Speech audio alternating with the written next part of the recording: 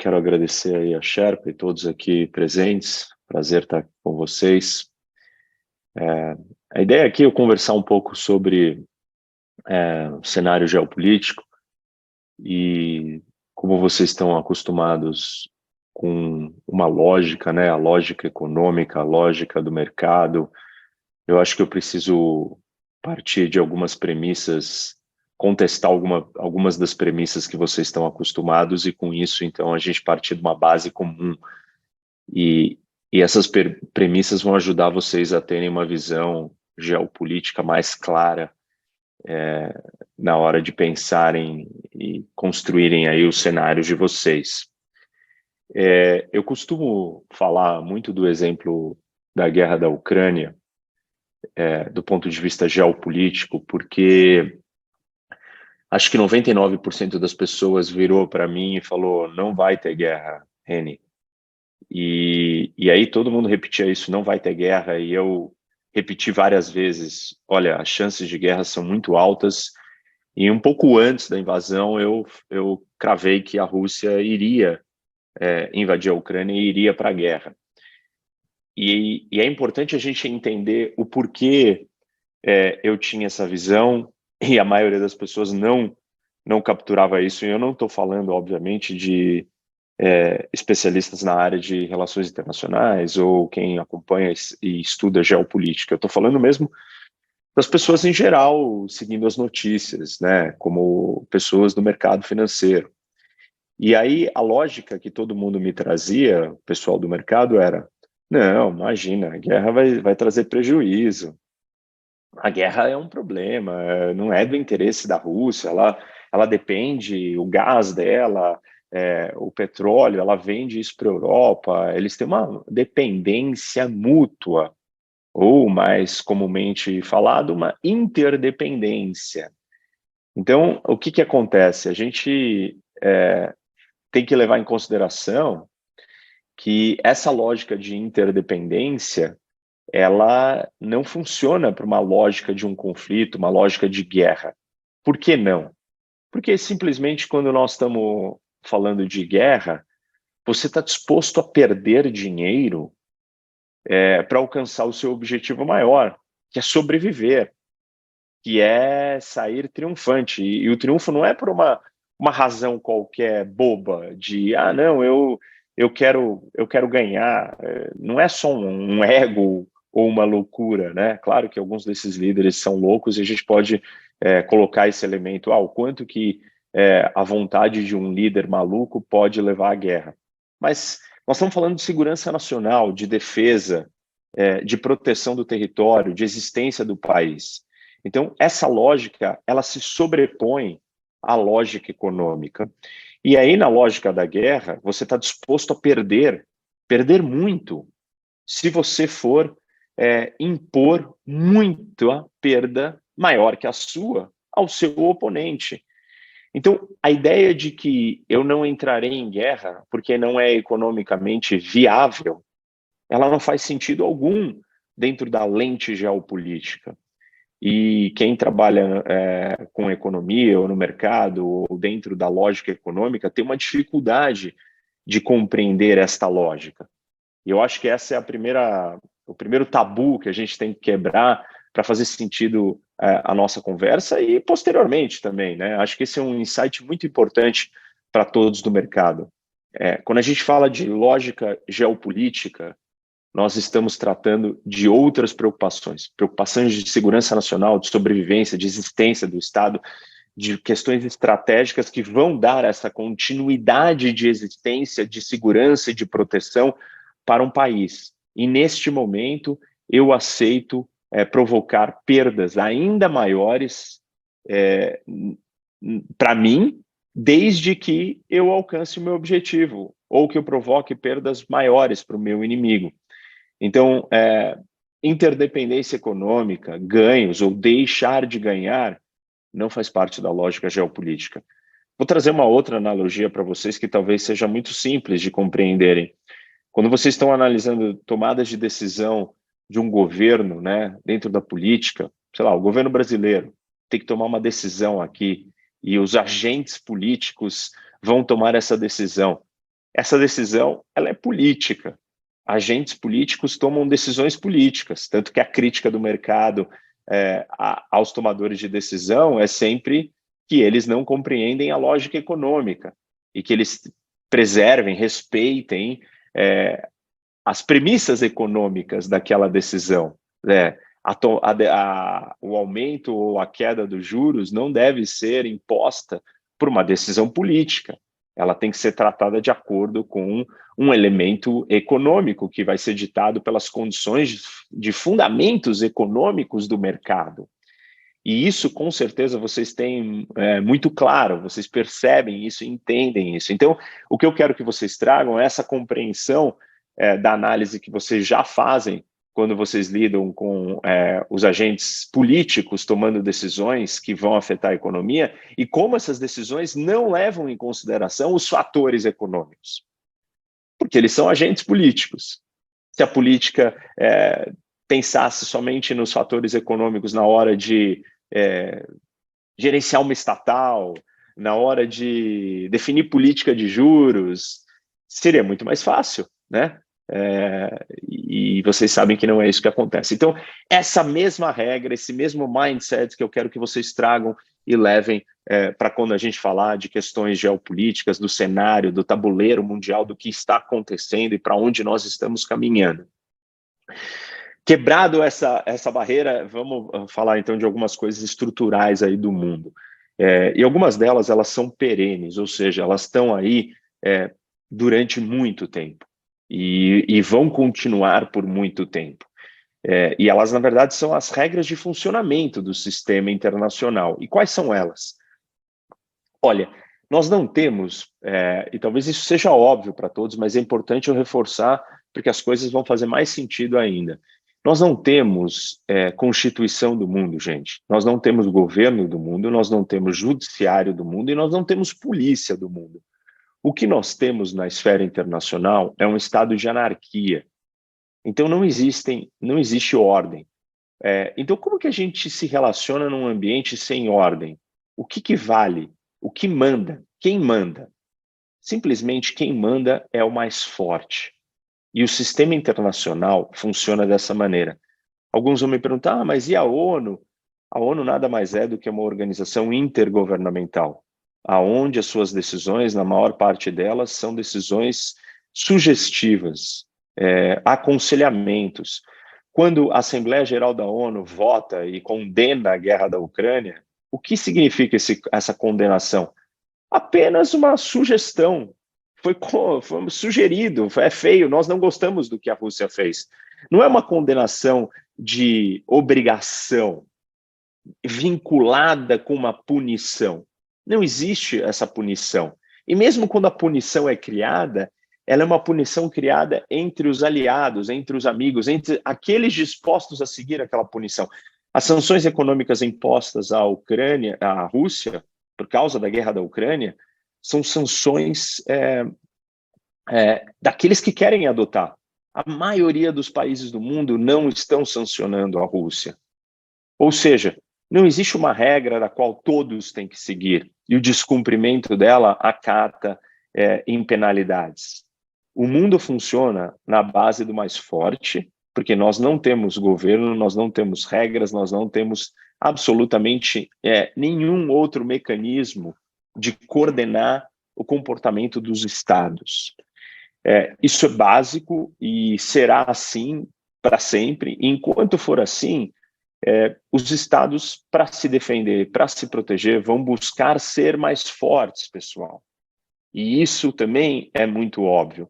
Então, quando a gente pensa na relação entre os países, o objetivo de um país é maximizar o seu poder, maximizar a sua força, para estar seguro.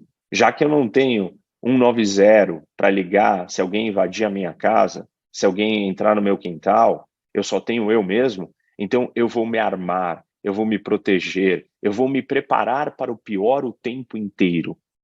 Esta é a doutrina e é a regra, não falada, né, mas é a regra sabida do jogo. Com isso, então, os países estão sempre buscando mais poder. E dentro dessa linha, muita gente vai me dizer assim, mas a dependência ou a interdependência econômica, né, ou a troca comercial entre os países faz com que ele fique mais poderoso. Certo, isso acontece. Por um lado, é do interesse dos países vender mais, ter melhores relações comerciais, estar mais aberto, estar mais preparado para situações piores, se ele faz mais negócio com todo mundo. E para ele fazer mais negócio, ele tem que ser mais amigo de todo mundo. E aí o raciocínio diria o seguinte: então, se um país desejar ser mais amigo, ele vai ficar melhor com todos e vai ganhar mais dinheiro e vai ficar mais poderoso.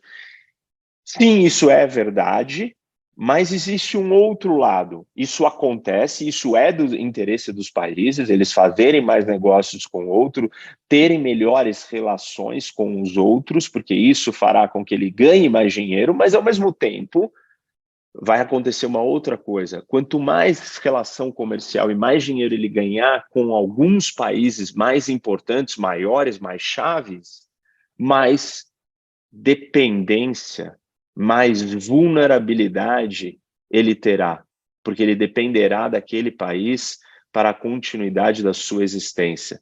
Então, se 50% de todo o budget russo vem da venda de gás e petróleo, e esse gás e petróleo é vendido para o mundo, quem está comprando esse gás e petróleo está dando dinheiro para a Rússia e a Rússia acha esse dinheiro bem-vindo. Mas, ao mesmo tempo, a Rússia se sente vulnerável e na dependência deste país ou desses maiores compradores de gás e petróleo. Então percebe que nós temos duas forças aqui. Ao mesmo tempo que os países precisam dos outros e precisam estar bem com os outros para ganhar dinheiro, eles também vão ter um problema. Quanto mais eles estiverem próximo dos outros, mais eles estarão vulneráveis, porque eles dependerão desse outro país. Isso traz a gente para uma das situações que é exatamente o que está acontecendo no cenário geopolítico dos últimos anos, desde o começo da pandemia, se acirrando ainda mais agora, que são as cadeias globais de valor, o Global Supply Chain. Os Estados Unidos tentando fazer um decoupling, que é se separar, que a sua cadeia produtiva não dependa tanto do fornecimento da China. Ah, mas os Estados Unidos não ganha porque ele compra da China, a China é muito mais competitiva, muito mais barato. Ganha, mas ele está vulnerável, porque nós estamos falando de um ambiente competitivo de vida ou morte, um ambiente aonde eu tenho que garantir a minha sobrevivência, a minha soberania, a minha independência. E eu não posso ser independente se eu dependo de alguém economicamente. Então, existe uma outra força que está puxando os países. Durante, sei lá, desde o final da Segunda Guerra, e principalmente desde o final da Guerra Fria, parece que esta força foi desligada. Por isso que as pessoas redescobriram a geopolítica. Por isso que nós estamos aqui tendo essa conversa, felizmente, e vocês têm a oportunidade, estão à frente de acessar um tipo de lógica de conhecimento que hoje é fundamental para a tomada de decisão econômica no mercado e que por muito tempo foi esquecido que era relevante. Nós tivemos um período de paz no mundo muito grande e esse período foi dado porque os países estavam buscando, depois de desgastes de conflitos e guerras, passaram muito tempo olhando para esse lado positivo da interdependência, esse lado positivo de fazer negócio com os outros. Este capítulo da política internacional foi encerrado, pessoal. Nós entramos numa nova fase. Essa fase ela começa a se desfazer no começo do século XXI, com o 11 de setembro. Aquele momento ainda não leva a choques tão grandiosos entre países, entre nações. O inimigo comum internacional são organizações menores, transnacionais, terroristas, com pessoas ilógicas, irracionais. Aquela é a primeira ameaça do mundo. Hoje, nós trouxemos a geopolítica totalmente para cima da mesa, o tabuleiro voltou a ser o normal e as decisões e as relações dos países vão levar em consideração segurança, proteção, soberania, independência e não interdependência, porque o próprio termo interdependência já deixa claro, interdependência. Os dois dependem, ninguém depende por igual. Se a China vende equipamentos estratégicos para os Estados Unidos, ou se ela vende petróleo, ou se ela vende terras raras, que são minerais importantíssimos para a revolução de energia limpa, ela tem uma vantagem importantíssima. Quem depende mais? Aquele que precisa comprar do fornecedor aquela matéria-prima tão importante ou o outro? Então, vejam que interdependência não é dependência mútua. Interdependência é alguém dependendo mais do outro. Se eu tenho um remédio único e você tem uma doença rara e você precisa desse remédio para sobreviver, quem tem o poder? Eu tenho.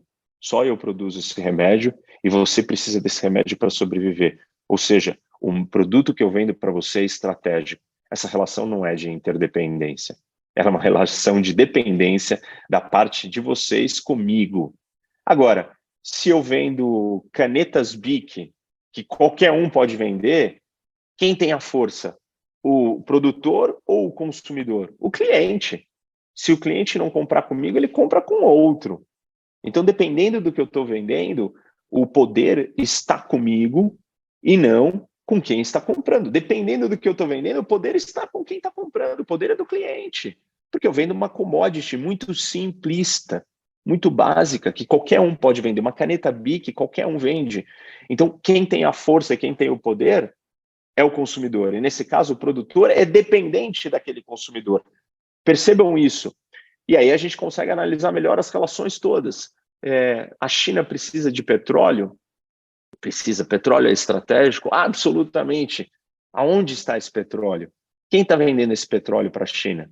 Os Estados Unidos precisa do petróleo? Não tão mais, porque ele é quase autossuficiente. Hoje os Estados Unidos é o maior produtor de petróleo do mundo. E ele compra primeiramente, importa primariamente do Canadá e depois do México.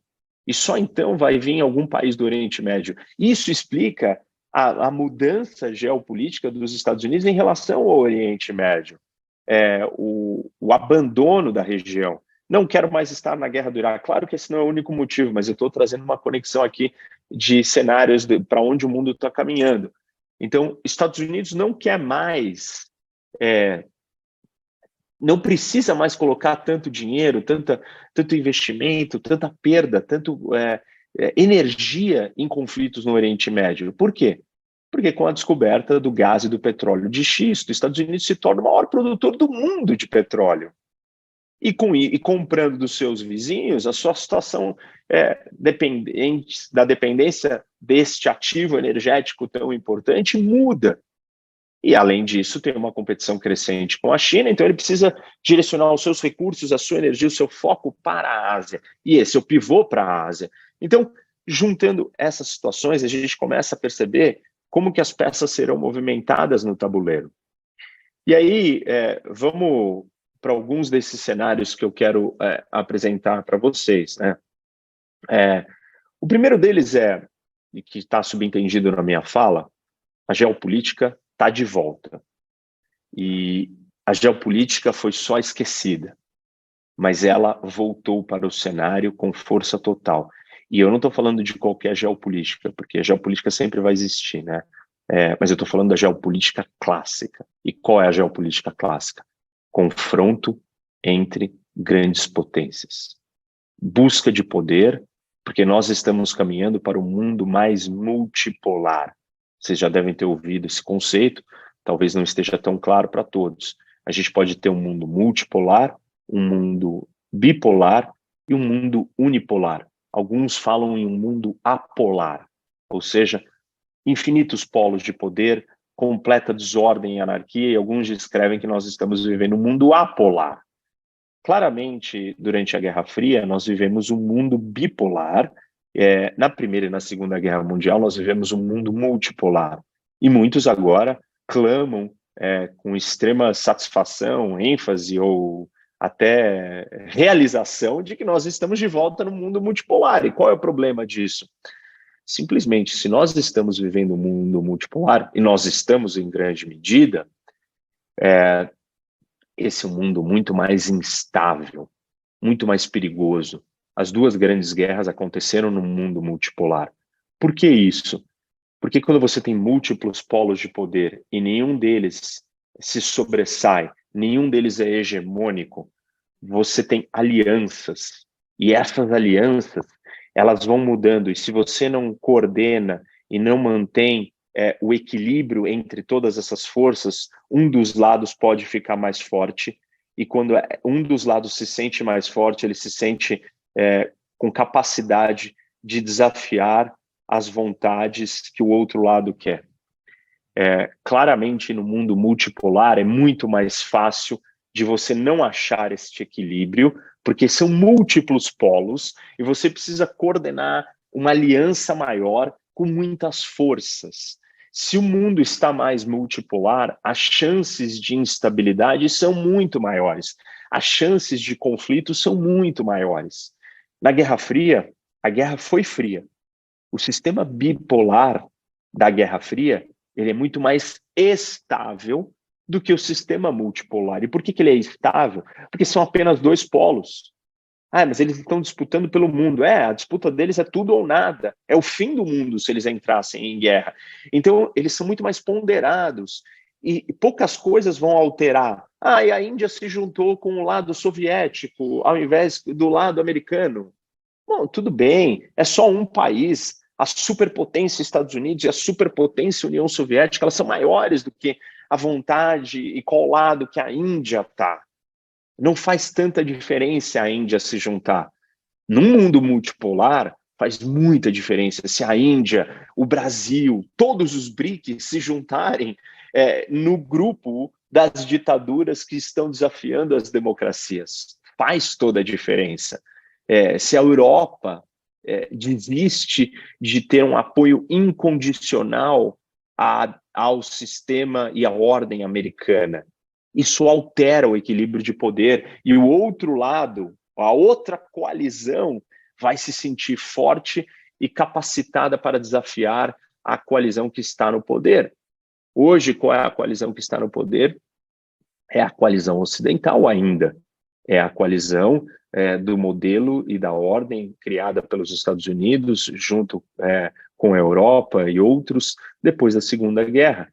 Esta ordem está sendo desafiada por um outro grupo de países que acham que tem força, poder suficiente para testá-los. Então, este é o primeiro grande cenário que nós temos. É um mundo multipolar, ele é mais instável, ele tem confronto entre países. A guerra da Ucrânia, a invasão da Rússia à Ucrânia, é uma demonstração clara de que os países estão de volta dispostos a fazer coisas que eram tidas como incabíveis, inaceitáveis, inimagináveis. Não, tipo, invadir outro numa fronteira não vai acontecer. Isso não vai acontecer e, claro, isso foi provado que pode acontecer. Então, esse é o primeiro grande movimento, tem muitos desdobramentos disso, né? O primeiro deles é não só a guerra da Ucrânia, que teve um efeito tão poderoso em todo o mundo geopolítico, mas a guerra da Ucrânia leva a um outro elemento que eu comentei com vocês, que é o Global Supply Chain. Antes, as trocas comerciais no mundo, o comércio internacional, ele era movido pela lógica econômica. O que seria ser movido pela lógica econômica? A China tem a bateria de energia solar mais barata do mundo? Maravilha! Nós vamos usar a lógica econômica. O que é a lógica econômica? Custo-benefício. Então, eu compro a bateria mais barata da China. Ótimo! Hoje nós não estamos mais com este fundamento para tomar a minha decisão. O que eu tenho que levar em consideração é a segurança nacional. Se eu depender da cadeia produtiva chinesa, se eu entrar num conflito com a China, ou se a gente tiver um grande cataclisma, ou um grande choque mundial, seja por um evento ambiental, um grande terremoto, ou enfim, um tsunami que destrua áreas costeiras no mundo todo, ou uma pandemia, o que ficou comprovado foi que depender da cadeia produtiva de um país só te deixa vulnerável. E aí a gente volta porque eu estava falando agora há pouco para vocês. Os Estados Unidos, a Europa, o mundo percebeu que as cadeias globais de valor não podem ser ditadas pela lógica econômica. Eu tenho que colocar o filtro da segurança nacional. Eu não posso depender das máscaras numa situação de pandemia, de calamidade sanitária, depender de máscaras que vêm da China. Porque se a China não puder, não quiser, ou propositalmente não me vender, eu estarei em apuros. Isso está sendo percebido across the board, tipo, por todos os lados, por todos os países. Não é a lógica econômica. E aí, para vocês, do ponto de vista de tomadores de decisão do mundo do mercado, investimentos serão analisados quanto à sua exposição a cadeias globais de valor. Quanto que essa empresa está exposta a um global supply chain? Quanto que a Tesla depende da China para a sua cadeia produtiva de produção de automóveis elétricos? Se ela depende muito, ela tem uma alta exposição num cenário geopolítico de volta do confronto das grandes potências, construído num mundo multipolar, ditado por uma lógica de segurança nacional e não por uma lógica econômica. Isso significa que certas empresas, Apple, estarão vulneráveis. E isso está custando dinheiro na hora da tomada de decisão de investimento. Investidores estão começando a olhar qual é o grau de exposição ao global supply chain dessa empresa. Quem são esses fornecedores críticos dessa empresa? É a Alemanha? É a França? É o Reino Unido ou a Austrália? Bom, então não é tanto problema, ou não é um problema, quanto se for a China, a Rússia. Eu posso dar inúmeros exemplos. Eu citei aqui por cima a ideia das terras raras. São minerais extremamente críticos para toda a cadeia produtiva da energia limpa, da qual a China detém 80%, 90% da mineração e processamento desses minerais no mundo. Não é que ela detém os depósitos. Os Estados Unidos têm grandes depósitos disso. O Brasil é um dos maiores depósitos desse tipo de minério, mas a gente e nem os Estados Unidos exploram. Por quê? Custos ambientais, regulações, dificuldades, a indústria não se desenvolveu, vamos comprar matéria-prima do outro, que faz mais barato, tem menos regulação trabalhista, ambiental, o chinês vai produzir aquilo sem estar preocupado com o meio ambiente, compra o dele e não tem problema. Num mundo pacífico, de paz e amor, isso funciona. Num mundo multipolar, de competição e de busca por segurança, isso não funciona, pessoal. Então, a primeira grande tendência é a volta da geopolítica tradicional no mundo multipolar. A segunda grande tendência, global supply chains, são extremamente problemáticas e devem ser analisadas sobre uma outra ótica, e isso vai alterar tudo. Tenho infinitos exemplos aqui para dar para vocês.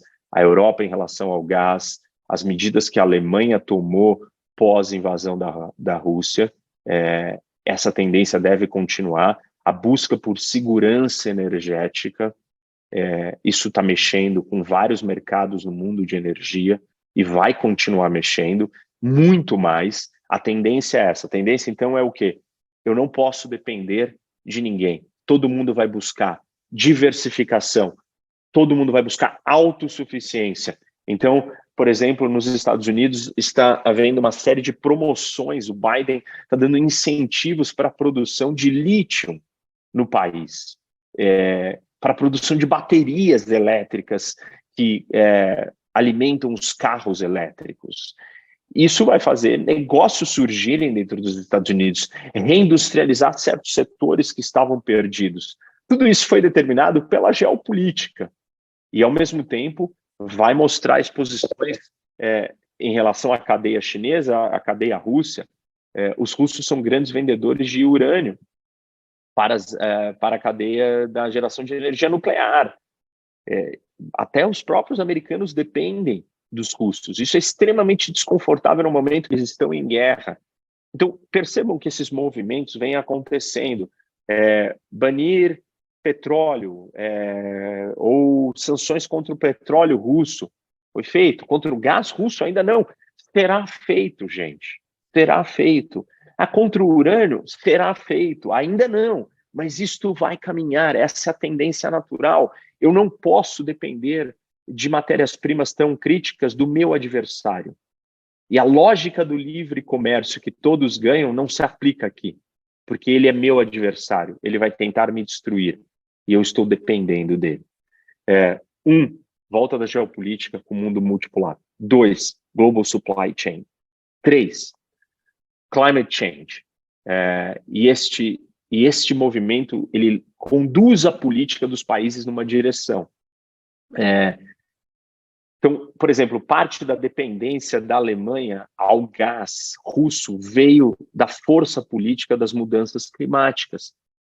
As mudanças climáticas são um fenômeno ambiental que tem repercussão dentro da política. Se tem repercussão dentro da política, tem repercussão dentro da geopolítica.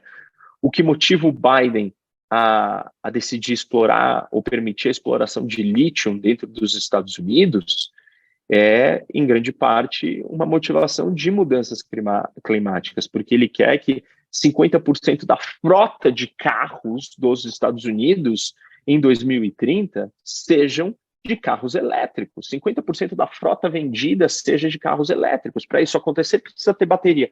Para ter bateria, precisa ter lítio. Para ter lítio, precisa ter minas de processamento de lítio que estão concentradas na Austrália ou na China, ou as baterias feitas na China em grande medida.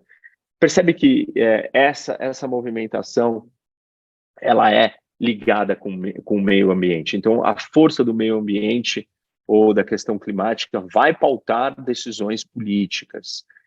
A decisão das mudanças climáticas afeta a busca por o abandono da economia carbonizada, dos combustíveis fósseis. Isso tem um impacto direto no Oriente Médio, direto na Arábia Saudita, e por isso que a Arábia Saudita procurou a China, em alguma medida, para mediar um acordo com o Irã. Por isso que a Arábia Saudita quis reestabelecer relações diplomáticas com o Irã, porque ela sente esse movimento político das mudanças climáticas, ela sente que ela está numa situação mais em desvantagem, e ela precisa se preparar para essa transição. Por isso que ela lançou um plano de investimento onde ela quer atrair investimentos para o seu país, independente do petróleo. Grandes obras de real estate, grandes investimentos no turismo, e para que isso aconteça, ela tem que ser percebida como um país seguro, pacífico. Ninguém quer ir visitar um país que está à beira de uma guerra, ninguém está pensando em hoje visitar a Ucrânia. A Arábia Saudita, por isso, então tenta um acordo com o Irã, e quem faz esse acordo é a China. Ela une as duas coisas. Quem compra a maior quantidade de petróleo saudita hoje no mundo é a China. Para vocês terem uma ideia, o segundo comprador da Arábia Saudita e o terceiro, Índia e Japão, somados não dão tudo que a China compra da Arábia Saudita. Isso coloca a China dentro do Oriente Médio como um player do Oriente Médio, algo que não acontecia até então. Isso coloca a Arábia Saudita em rota de colisão direta com os Estados Unidos. Isso é extremamente problemático, apesar dos americanos não precisarem tanto do petróleo saudita, eles precisam sim que os mercados de petróleo mantenham uma certa estabilidade ou um preço baixo em momentos críticos, como uma suposta recessão na economia mundial motivada pelo problema dos bancos nos Estados Unidos e na Europa. Agora era a hora da Arábia Saudita aumentar o preço do petróleo, aumentou, né? Começando agora em maio, ela vai diminuir a produção, o preço vai aumentar e vai diminuir essa produção até o final de 2023. E por que ela está fazendo isso? Por essas condições geopolíticas. Primeiro, a volta da geopolítica tradicional, mas nesse caso específico, a questão das mudanças climáticas tem um impacto direto na Arábia Saudita e ela precisa de alternativas, e por isso que ela está buscando a China e entrando em rota de colisão com os Estados Unidos, causando um problema para os americanos que tentam, sempre usaram a Arábia Saudita para conter o preço do petróleo, que é tão fundamental em toda a cadeia produtiva e na questão da inflação. Se nós já temos um cenário super inflacionário, o que o petróleo causa nisso? O aumento do barril do petróleo vai atrapalhar. E por que os Estados Unidos não conseguiu conter a Arábia Saudita? Exatamente, uma das grandes razões é a força e os desdobramentos que as mudanças climáticas estão trazendo.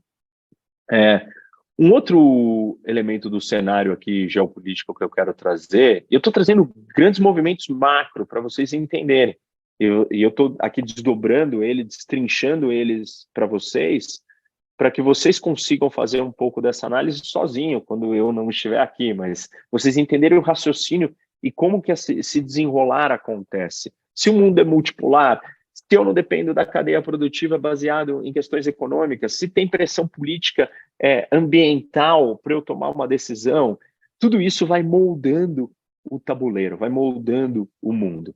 Uma outra questão importantíssima, e esse ano particularmente essa questão será revisitada com bastante ênfase, provavelmente, é a da proliferação nuclear. O grande tema aqui é a expansão de países com bombas atômicas. O perigo se dá principalmente com o Irã, tem um programa nuclear, fizeram um acordo com o Ocidente, o acordo foi rasgado pelo Trump, hoje se torna praticamente impossível do Biden voltar para esse acordo, a situação está cada vez mais complicada, então isso é um problema para o mundo, um dos grandes riscos do mundo, mudanças climáticas, global supply chain, volta da geopolítica tradicional com o mundo multipolar, proliferação nuclear é outro, a mudança da questão das relações no Oriente Médio com os Estados Unidos tira um pouco do seu poder de barganha para pressionar o Irã. O Irã está se sentindo mais seguro com a ajuda da China, pode testar uma bomba, um artefato e se tornar um país atômico. Só que antes disso, a grande dúvida vai ser: Israel vai permitir que isso aconteça? Israel vai aceitar que o seu vizinho e inimigo e rival tenha uma bomba atômica? Provavelmente não. E se Israel não aceitar, como que Israel vai lidar com isso? Talvez Israel use a força, com ou sem a ajuda dos Estados Unidos. Então nós temos um potencial conflito de proporções imensas para o mundo. Um ataque às instalações nucleares iranianas.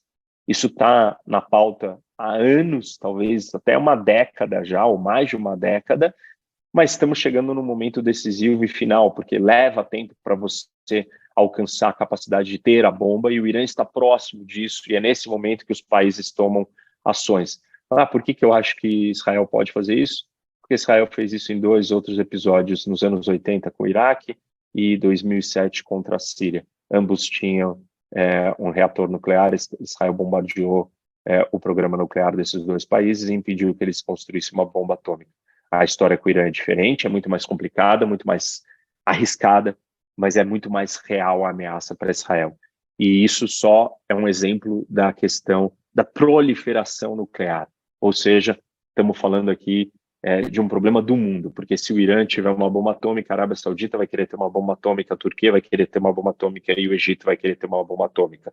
Nós pegamos a região mais instável do planeta e ainda a região importantíssima para a matriz energética mais crítica, que é o petróleo e o gás, e nuclearizamos ela. Esse não é um cenário positivo, não é um cenário simples. E esse é de todos os grandes cenários aí, esse é um cenário que ele faz parte deste ano 2023 particularmente. Eu quero só fazer um adendo ao primeiro cenário do choque geopolítico, o maior de todos e o que talvez todos tenham ouvido falar e estão se perguntando e preocupados, é o entre China e Taiwan. A minha leitura é que este confronto acontecerá. Eu não acredito que isso vai acontecer esse ano. A China ainda não está totalmente pronta para esse confronto, para as últimas consequências desse confronto, e ele faz parte do primeiro cenário que eu citei ali, que é a volta da geopolítica tradicional. O grande choque da geopolítica tradicional é entre Estados Unidos e China. E óbvio que tem 1 milhão de perguntas, 1 milhão de temas, a gente pode passar horas aqui só falando disso, e debatendo essa questão. O que só ver aqui, então, tá. Eu só quero falar de mais duas coisas e aí a gente vai para as perguntas. Então, esse é um potencial desdobramento do cenário geopolítico com a China e Taiwan. Não acredito que isso aconteça esse ano, mas estamos falando aí de uma janela de até 5 anos. Isso deve acontecer de 5 a 10 anos, no pior dos mundos, mas acredito que a gente não tenha como fugir disso.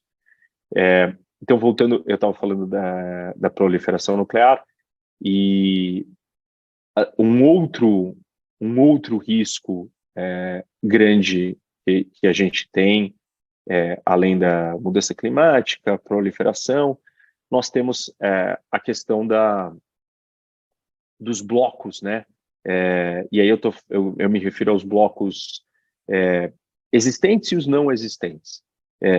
Quais são os blocos existentes? União Europeia, quais são os blocos não existentes?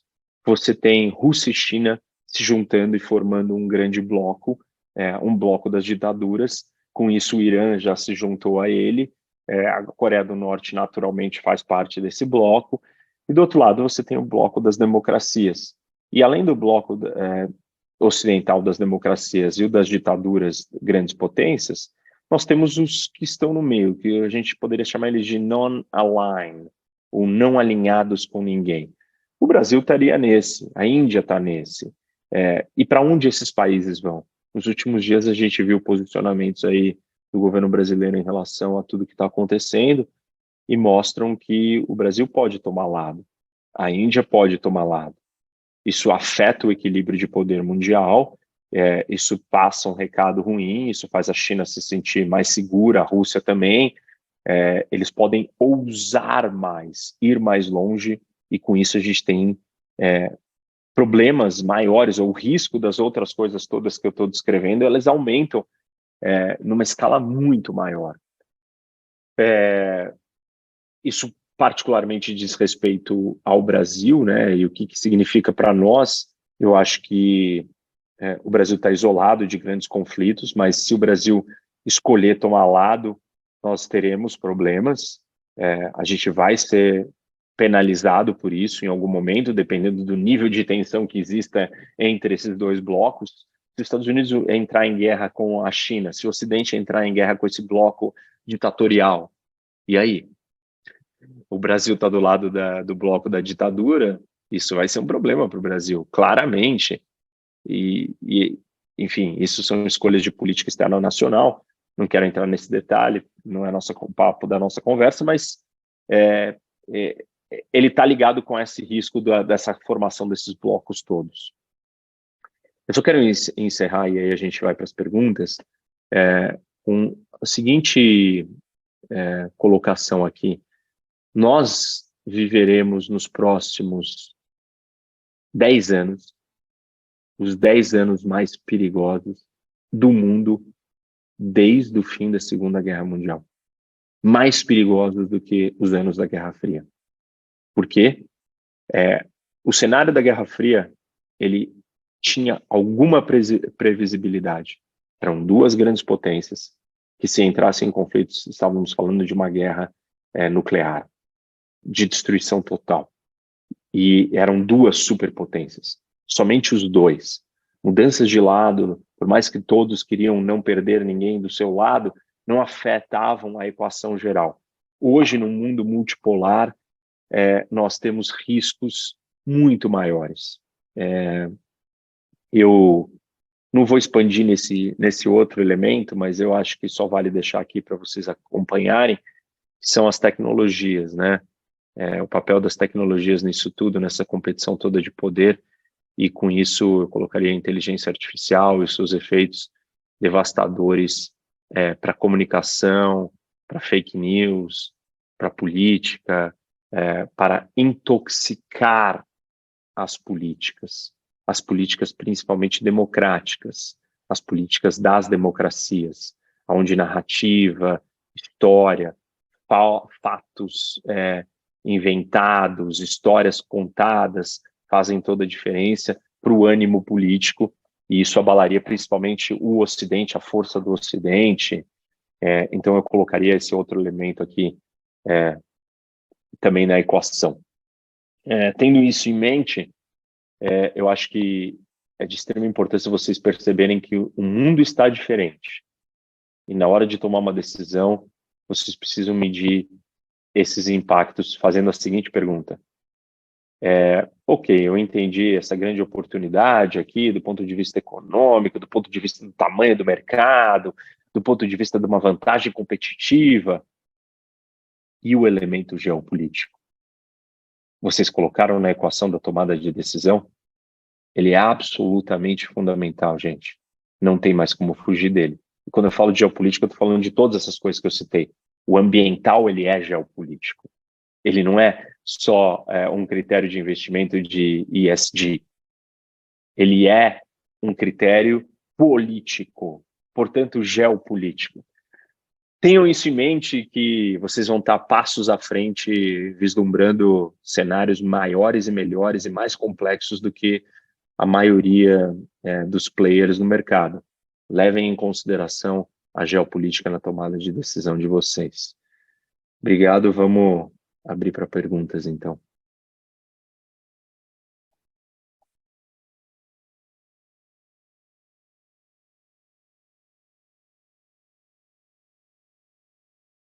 Aí que está aparecendo aqui. Quais as consequências econômicas para o Brasil do alinhamento com Lula com o lado negro da força? Péssimas, terríveis. Assim, o Lula foi sempre um queridinho, né, na comunidade internacional, e teve um momento que ele perdeu esse status de queridinho lá atrás. Foi quando ele se alinhou com a Turquia e com o Irã para dizer que o Brasil e a Turquia tinham chegado a um acordo no programa nuclear iraniano. Vocês devem lembrar disso. Naquele momento, os formadores de opinião, a imprensa, os líderes na Europa e nos Estados Unidos passaram a escrever, criticar publicamente a posição do Brasil e do Lula. Ali ele perdeu muita credibilidade. Então, as falas do Lula nesses últimos dias, o posicionamento do Lula nesses últimos dias foram terríveis para o Brasil. E se ele não recuasse, já recuou, né? Disse que não é igual, a Ucrânia não é o agressor, é a vítima. O Amorim já veio a público, porque, óbvio, sentiram as pressões. Depois eu mando para vocês aí um quadro que compara quanto que o Brasil comercializa com a Ucrânia, quanto que a América Latina, quanto que cada dos países da América Latina tem de comércio internacional, entrada e saída, importação e exportação com a Rússia e com os Estados Unidos. Claro, a China é uma situação à parte, mas mesmo assim nós temos que tomar muito cuidado. O mundo está se dividindo em dois grandes grupos. Que lado que a gente vai estar? Isso pode ser ruim para o Brasil, a gente pode ser penalizado de forma direta e formal, seria uma escalada mais grave, né? Acho que isso é mais difícil de acontecer dependendo do nível do que o Brasil continuar fazendo, e de forma informal. O Brasil não é um aliado confiável, não é um país sério, está do lado desses caras, preferimos não fazer negócio, não recomendamos colocar dinheiro ali. Parte da valorização do real recente tem um elemento de neutralidade ou segurança geopolítica quem está olhando de fora para o Brasil.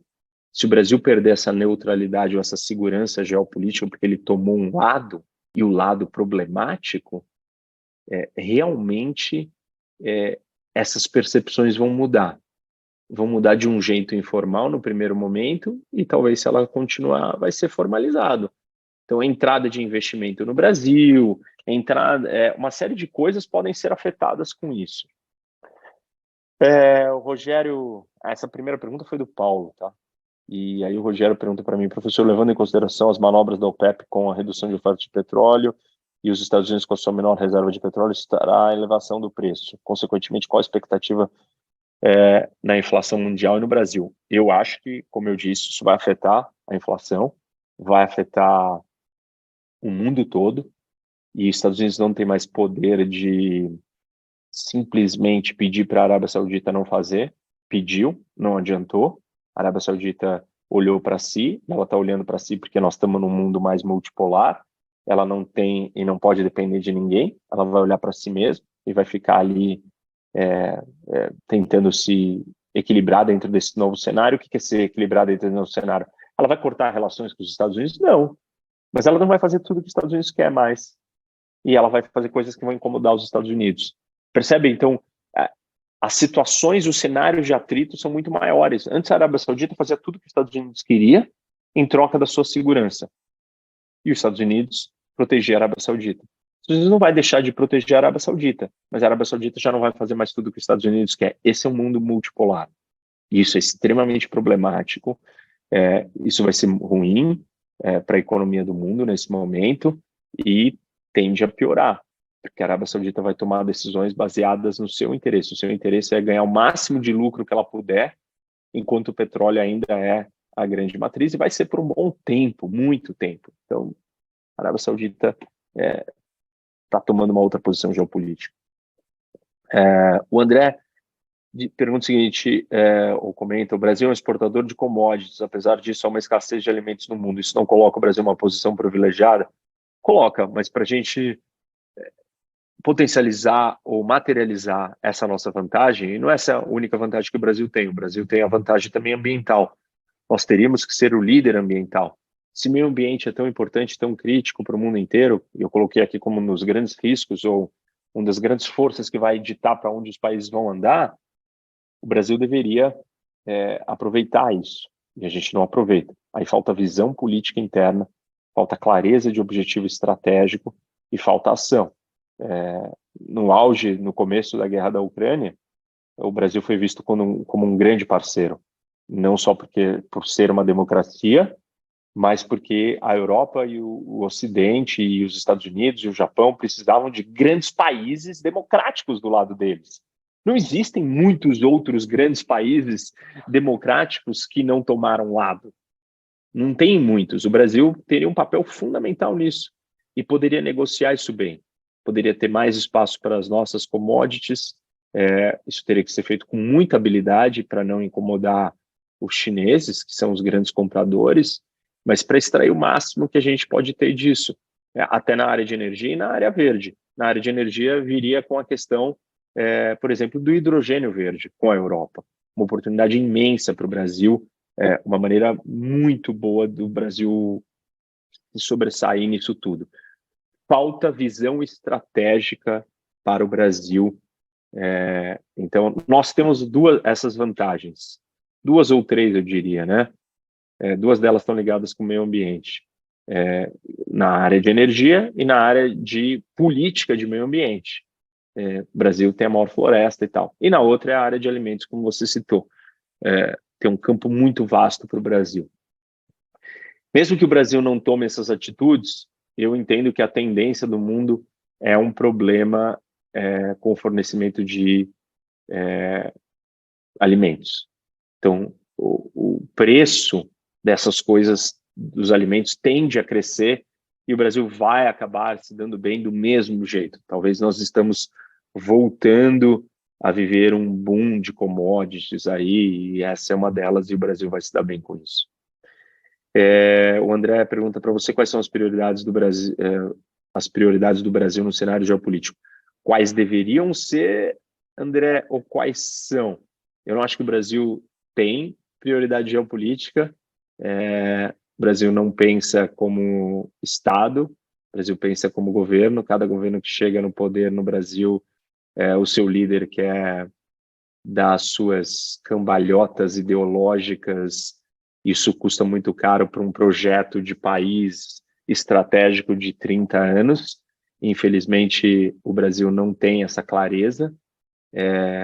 Então, a gente não está buscando nada, não temos uma prioridade, não sabemos.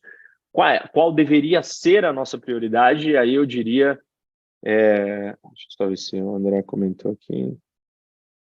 Qual deveria ser a nossa prioridade?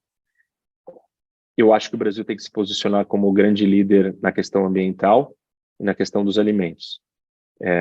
Ser um país neutro, porém tomando posicionamentos quando existem situações muito gritantes. Tipo, a guerra da Ucrânia é uma situação dessas gritantes. O Brasil tem que sinalizar que ele é uma democracia e que ele está do lado das democracias, e isso não precisa afetar os negócios com a China e nem com a Rússia. Se você comunica e avisa para o seu parceiro comercial que você vai fazer isso. Assim que funciona a política. Já tive dentro da política, e quando você combina o jogo com o seu adversário, ele sabe, você negocia isso com ele, você fala, olha, China, eu vou continuar vendendo para você tudo que for, não vou fazer sanções contra você, vou te vender, mas eu vou te criticar politicamente. Eu não concordo com a guerra da Ucrânia. Eu vou criticar sua parceria com a Rússia de uma forma suave, telegrafada.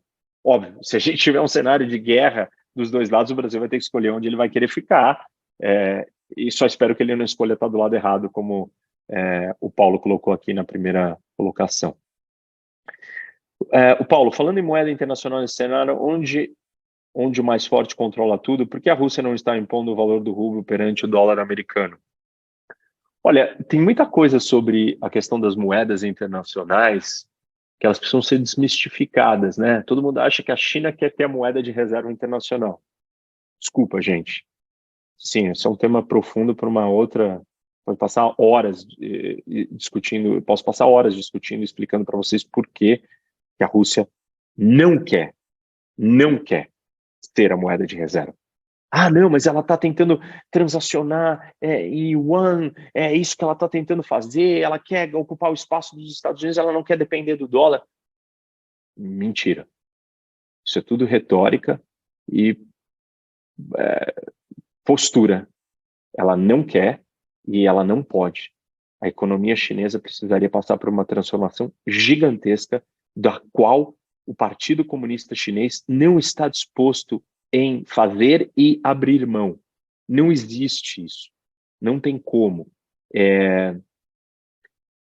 Então, assim, cuidado com isso. A economia chinesa teria que se abrir. Para você ser a moeda de reserva, você precisa ter um fluxo e uma abertura na sua conta financeira, na sua conta de capitais, que a China teria que entregar o controle disso para os investidores, para o mundo, para o fluxo financeiro de entrada e saída, interno, inclusive. Isso daria muito mais poder para a população chinesa, e o modelo político chinês não quer perder poder. Se até os bilionários começam a ganhar poder na China e começam a ser sequestrados, perseguidos, desaparecem, nem mesmo alguns poucos ganhando poder, a China está sabendo lidar com isso. Então, desculpa, isso não vai acontecer. A China não quer ser a moeda de reserva. Para isso acontecer, a economia chinesa tem que se transformar completamente. O consumo chinês, como porcentagem do PIB, tem que triplicar, quadriplicar, e para o consumo aumentar, você tem que liberar o acesso ao dinheiro e o poder às famílias, aos indivíduos. Isso vai na contramão do modelo político do Partido Comunista. A China vai ter que parar de ser uma grande exportadora do mundo, porque se ela vai receber tanto fluxo de dinheiro, todo mundo comprando sua moeda, a sua balança comercial vai ser alterada. Enfim, tem uma série de coisas. E a mesma coisa aqui, a Rússia hoje tem um problema econômico. Para ela impor, ela vai ter que gastar defendendo a sua moeda, ela não tem como fazer isso, ela está com uma escassez de dinheiro. Então, as questões das moedas, elas entram em campos mais complexos, nem todo mundo tem essa clareza, né? Gustavo, o dólar realmente está perdendo espaço no mercado mundial, e quais seriam as consequências para o Brasil se deixar negociar em dólar? Olha, parte disso eu já respondi agora com essa minha fala. O dólar está perdendo espaço num segmento, talvez, né? Existe uma perda do domínio do dólar? Existe. Isso é um processo lento. Tem dois problemas com esse processo. Precisa ter um substituto. A gente precisa ter uma moeda internacional substituta. E não será a China, porque a China não quer, porque não é bom e ela não está preparada para dividir poder e para transformar a sua economia do jeito que precisa ser transformada para que isso aconteça. Se não é a China, não tem nenhum outro país grande o suficiente para absorver essa demanda. Então, o dólar será a moeda por muitas décadas ainda. Claro, eu não estou falando de cataclismas catastróficos, tipo a explosão de uma bomba atômica no mundo mudaria tudo isso que eu estou falando, gente.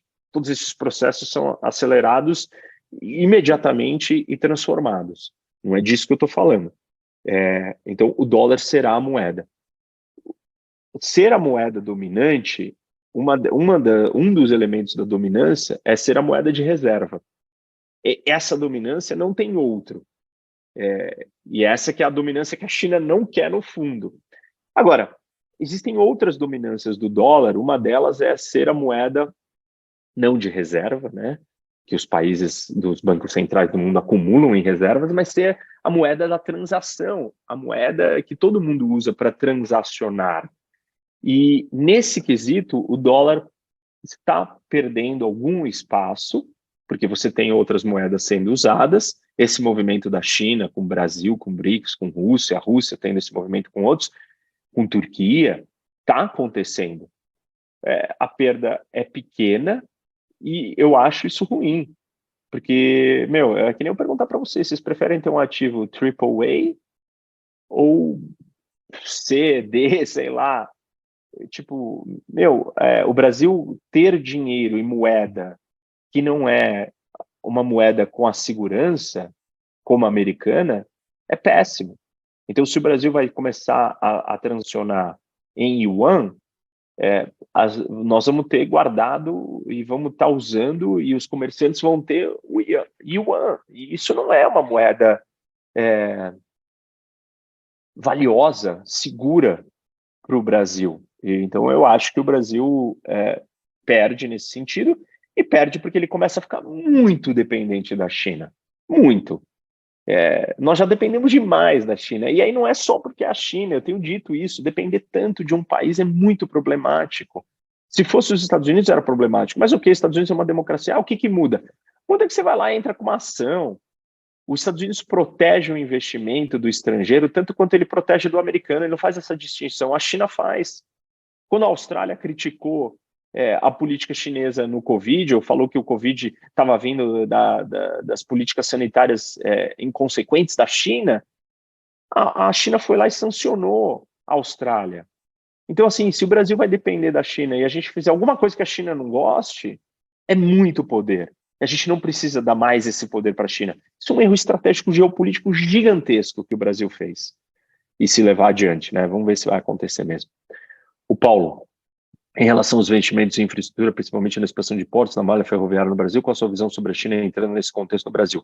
Agora o Lula e o PT no governo, o que isso pode acarretar na geopolítica entre ambos? De novo, mais dependência do Brasil. O Brasil vai depender mais ainda da China. Eu acho isso muito ruim. A gente depender da infraestrutura chinesa, 5G chinês. Assim, nós estamos vulneráveis. Os nossos segredos industriais, comerciais, as nossas transações podem ser acessadas pelos chineses. Se a China controlar a nossa infraestrutura também, se a China controlar os nossos portos, nós vamos ter problema. E assim, precisa ver muito bem como esses contratos vão ser feitos, quanto que a China financia, quanto que ela é sócia, como que ela vai usar todo esse poder de controle que ela vai ter dentro do Brasil. Isso é perigosíssimo. Num cenário de guerra e de confronto no mundo, e a China precisa de tanta matéria-prima, e ela tem tamanha força sobre o Brasil, ela vai usar essa força, que vai ser absolutamente necessário. Ela precisa de energia e precisa de comida. O Brasil tem comida e, de certa maneira, pode ter matérias-primas para a geração de algumas das energias chinesas. Então, ela vai usar isso contra o Brasil no momento de aperto, se o Brasil depender demais da China. Paulo Ricardo, como você vê a contestação do dólar como a moeda das trocas internacionais? A União Europeia terão força para conter isso? E até que ponto de usar a sua força de guerra? Acho que eu falei já bastante dessa questão do dólar, acho que está claro assim, meu ponto. Eu acho que a contestação do dólar ela tem muito mais um efeito simbólico, geopolítico, de falar assim, eu contesto a sua ordem americana, e é mais um elemento de escalada nesse choque do que qualquer outra coisa. Isso é bem problemático. O Alessandro, a possibilidade de uma guerra entre Coreias, uma vez que uma das fronteiras mais tensas do mundo. Olha, essa fronteira é tensa, sempre foi tensa, mas eu não acho que o maior risco está ali. Existe o risco, sim. Hoje o maior risco está, sem dúvida, com a questão de Taiwan. A China, uma guerra entre as Coreias é uma guerra que vai envolver todo mundo, e a China não vai querer entrar numa guerra com os Estados Unidos por causa da Coreia. Então, na hora H, ela vai pressionar a Coreia para a Coreia do Norte recuar, e nem a Coreia do Sul vai querer entrar numa guerra para se destruir por causa dos outros. Então, eu acho que, dado que a China talvez decida entrar numa guerra com os Estados Unidos por causa de um território que ela quer para ela, China, que é Taiwan, a guerra da Coreia se torna menos perigosa. É mais um elemento de tensão e tal, para a percepção de que está tudo indo ladeira abaixo e algo do gênero, e que a China está com uma postura agressiva e assim por diante, tudo bem. Mas eu não acho que ali é o problema maior. Rogério, diante dessa falta de previsibilidade, mundo ambíguo, volátil, incerto, em constantes sanções restritivas, isso fará preço no dólar? Digo, sabendo que o risco iminente de guerra e o medo geram elevação do preço da moeda. Olha, o dólar ainda é o safe haven. E será, porque não tem outra opção. Claro, vocês devem estar acompanhando aí, euro está subindo, o ouro está subindo, mas não é funcional, né? Não tem tantos ativos assim emitidos em ouro quanto o dólar tem. Então, eu acho que o ouro o dólar é a moeda de reserva, então ela vai ser a moeda que vai se valorizar num momento. Isso é muito ruim para os Estados Unidos. Muita gente acha que isso o ministro das Finanças francês, nos anos 60, chamou isso de um privilégio exorbitante, a moeda do mundo ser o dólar. E durante muito tempo se achou que isso era um privilégio. Eu tenho um contraponto aqui, não sou só eu, tem gente que estuda isso muito a fundo, faz um contraponto que, na verdade, é um fardo exorbitante para os Estados Unidos ter o dólar. Claro que existem setores dos Estados Unidos que ganham muito com o dólar sendo a moeda dominante, como o establishment militar, o establishment de política externa e o Wall Street. Mas o trabalhador americano, ele perde muito com o dólar sendo a moeda dominante do mundo, sendo a moeda forte.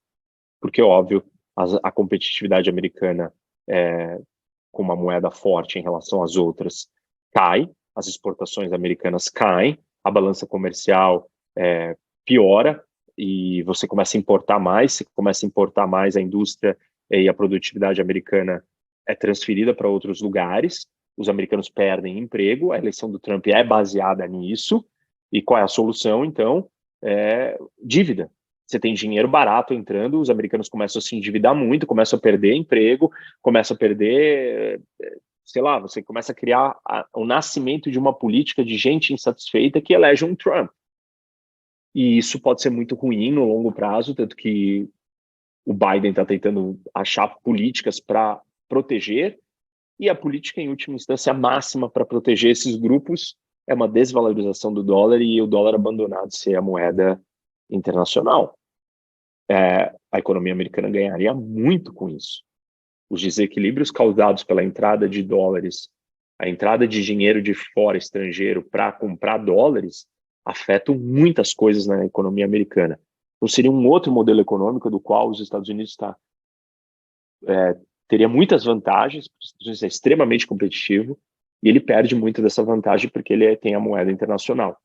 Mas essa é uma questão difícil de ser mudada, até porque não tem outra opção. O Leandro, professor brasileiro visto com relevância entre os blocos que estão se formando, mesmo tendo uma política atual colocando em dúvida para o lado ditatorial, vai deixar de ser. As críticas recentes dos Estados Unidos e da Europa mostram que os dois países não vão aceitar, não vão tolerar esse tipo de política brasileira inconsequente. Isso vai ter retaliação, o Brasil deixará de ser visto como um país confiável, neutro, capaz de possivelmente ser um mediador em momentos de tensão. Isso vai acabar se o Brasil continuar desse jeito. O Ricardo, considerando as tendências geopolíticas já comentadas, para onde vai o M&A no cenário internacional e no Brasil? Olha, Ricardo, eu diria que fusões grandes nas áreas que envolvem aquele global supply chain arriscado vão ser difíceis. O Elon Musk quer abrir uma fábrica de baterias e carros na China. E os republicanos têm criticado como é que a Tesla, que é a maior fábrica de carros elétricos do mundo, quer estar na China, mas quer tipo, investir na China num momento de rota de choque geopolítico. Qualquer tipo de tentativa de fusão e aquisição que envolva esses lugares problemáticos vai ser muito perigoso. O filtro geopolítico tem que ser colocado em qualquer fusão de M&A daqui para frente. Vai ser colocado pelos países, na força, pela lei dos países, permissão disso acontecer. Para o mercado, a análise que vocês têm que fazer é essa. Isso daqui passa o teste geopolítico? Não passa? Esquece, não vai acontecer. Vai ser um problema, ou se acontecer, vai voltar, ou vai perder dinheiro, ou vai ter crise, vai ter fechamento de mercado, ou vai ser palco de briga. Então, não invista, não siga por esse caminho. E óbvio, de quem que nós estamos falando aí? Dos grandes players. Um M&A, o que vai crescer, talvez, agora, é um M&A de aliados, dos aliados. Então, por exemplo, as parcerias da Panasonic com a Tesla, Japão, Estados Unidos, da LG com outras montadoras americanas, Estados Unidos e Austrália, os mercados anglofônicos, né? Então, Canadá, Reino Unido, Austrália e Estados Unidos estarão muito próximos e economicamente terão um bom olhar, né? Ou tipo, todo mundo vai olhar com bons olhos em fusões desses grupos. Então, nós podemos olhar para as fusões e aquisições nesses grupos. O que foge desses grupos agora, eu olharia com ceticismo e com alto risco de perda do que pode ser ganho numa fusão dessa natureza. Acho que respondi todas. E aí? Outras perguntas?